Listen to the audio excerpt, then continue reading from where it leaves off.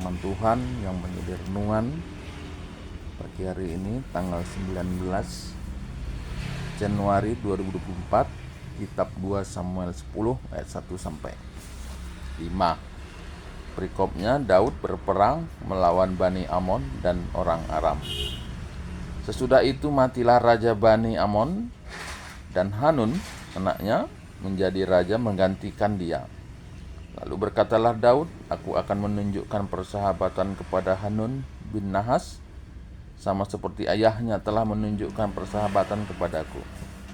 Sebab itu Daud menyuruh menyampaikan pesan turut berduka cita kepadanya dengan perantaraan pegawai-pegawai karena kematian ayahnya. Tetapi ketika pegawai-pegawai Daud sampai ke negeri Bani Amon itu, berkatalah pemuka-pemuka Bani Amon itu kepada Hanun, Tuan mereka, apakah mereka anggapanmu Daud hendak menghormati ayahmu, karena ia telah mengutus kepadamu orang-orang yang menyampaikan pesan turut berduka cita? Bukankah dengan maksud untuk menyelidiki kota ini, untuk mengintainya dan menghancurkannya, maka Daud mengutus pegawai-pegawainya itu kepadamu. Lalu Hanun menyuruh menangkap pegawai Daud itu. Disuruhnya mencukur setengah dari janggut mereka dan memotong pakaian mereka pada bagian tengah sampai pantat mereka, kemudian dilepasnya mereka. Hal ini diberitahukan kepada Daud, lalu disuruhnya orang menemui mereka, sebab orang-orang itu sangat dipermalukan. Raja berkata, tinggallah di Yeriko sampai janggutmu itu tumbuh, kemudian datanglah kembali. Ya, jadi ini satu peristiwa masa Daud menjadi raja dan mendengar tetangga atau negara tetangga sedang dalam berduka cita oleh rajanya meninggal, dan raja yang meninggal itu pernah memberikan kata turut berduka cita atau menyampaikan, ya, memotivasi Daud ketika Daud menjadi raja pada masa itu. Dan ketika raja ini meninggal, dia juga mau membalas respon positif yang pernah diterima oleh raja ini. Namun apa yang terjadi ketika dikirim utusan untuk mengucapkan turut berduka cita atas kematian raja mereka, tapi justru para tua-tuanya atau orang-orang yang berpengaruh di sana justru menganggap bahwa mereka itu adalah pengintai-pengintai. Nah, apa yang menjadi renungan, ada dua hal sebetulnya dalam perikop yang singkat ini. Pertama, bagaimana Raja Daud sebagai orang yang diurapi, yang takut akan Tuhan, menunjukkan sikap yang ramah, merespon ataupun membalas satu kebaikan dengan satu kebaikan. Nah, saya kira ini juga jadi renungan bagi kita sebagai anak-anak Tuhan untuk selalu melakukan yang baik. Ya, dalam hal ini Daud menyampaikan turut berduka cita terhadap raja orang Aram ini yang sudah meninggal. Dan ya mungkin saat ini juga cukup masih kita lihat kehidupan jemaat, walaupun kadang-kadang oleh karena situasi zaman yang begitu komplit, ya banyak juga kegiatan ini yang tidak bisa terlaksana gitu ya. Tapi marilah dari apa yang dilakukan Daud ini menjadi satu renungan bagi kita, satu karakter yang baik yang perlu kita contoh lah. Nah, yang kedua, niat yang baik belum tentu direspon dengan positif.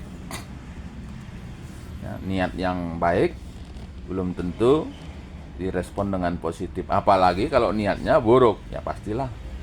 Nah, dalam kasus ini juga kita lihat niat yang baik dari Daud itu direspon oleh orang Aram ini sesuatu yang negatif, sehingga mereka mencederai lah dari utusan yang dikirim. Nah, tetapi ya tentu kita sebagai orang percaya untuk tidak terpengaruh lah. Oleh karena seringkali juga orang-orang percaya berhenti melakukan sesuatu yang baik, oleh karena seringkali orang yang dituju itu justru meresponnya dengan yang negatif. Nah, kalau itu yang terjadi, ya tentu perlu juga dipertanyakan iman yang bertumbuh. Nah, ada satu pendeta yang pernah mengatakan, saya kira itu satu yang benar, ketika kita menerima berita sukacita, yang namanya berita sukacita, mestinya tidak ada hal yang mempengaruhi terhadap sukacita kita itu. Itulah keselamatan. Nah, tapi kalau misalnya situasi mempengaruhi sukacita kita, ya tentu sukacita yang seperti apa yang sebetulnya yang kita terima. Nah, dalam perikop ini kita melihat bagaimana orang-orang Aram ini justru menduga sesuatu yang negatif dan mereka melakukan penganiayaan. Nah, hal yang lain yang mungkin perlu kita soroti dalam kasus ini adalah bagaimana Raja Hanun ini ya. Raja Hanun ini yang menggantikan bapaknya sebagai raja, ya, Raja Bani Amon ini yang digantikan oleh Hanun ini, bagaimana dia menerima gitu ya pendapat orang yang belum tentu benar. Nah, ini juga sering terjadi dalam kehidupan saat ini ya. Terlebih dengan teknologi Android, kita seringkali terperdaya dengan satu video atau berita yang sebetulnya kita tidak tahu apakah itu benar apa tidak benar, tapi kemudian kita sebar kemana-mana. Ya kalau itu benar ya puji Tuhan, tapi seringkali kita menyampaikan itu tanpa kita mengetahui kebenarannya. Nah, ini yang harus hati-hati, apalagi kalau informasi itu yang bersifat gitu ya, memicu rasa benci, memicu keributan, menyinggung perasaan orang. Nah, ini yang harus berhati-hati kita. Jangan nanti sama seperti apa yang dialami oleh si Hanun ini ya.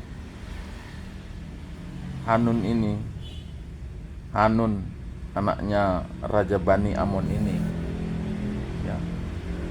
Dia menerima apa yang disampaikan oleh bawahannya, tapi kemudian terjadi peperangan dan justru mereka mengalami kekalahan. Nah, inilah harus kita menjaga ya, apa yang dialami oleh Hanun ini ya jangan terjadi pada diri kita pada saat ini. Yang kita lihat di Android itu, kita pikir sesuatu yang baru terjadi, padahal itu sudah puluhan tahun yang lalu yang input orang lagi gitu ya. Dan biasanya sesuatu yang negatif. Dan kalau kita merespon itu ya mungkin menimbulkan kekacauan dan berbagai macam masalah. Nah, jadi marilah kita yang percaya supaya melakukan sesuatu yang benar walaupun mungkin orang belum tentu merespon dengan benar. Ya, termasuk dalam pemberitaan firman Tuhan ini. Mungkin tidak semua orang setuju. Mungkin orang merespon dengan sesuatu yang negatif. Tapi biarlah firman ini terus disampaikan dan Roh Kudus akan bekerja untuk menyentuh siapapun yang mendengar. Dan kemudian jangan cepat menyebarkan, apalagi menyampaikan sesuatu yang belum tentu pasti benar, apalagi sesuatu yang negatif. Oleh karena itu bisa menimbulkan malapetaka. Tuhan kalau saya magikan kata di bata ingin semakaikan saya bahas geluta tetap wari. Haleluya. Amin.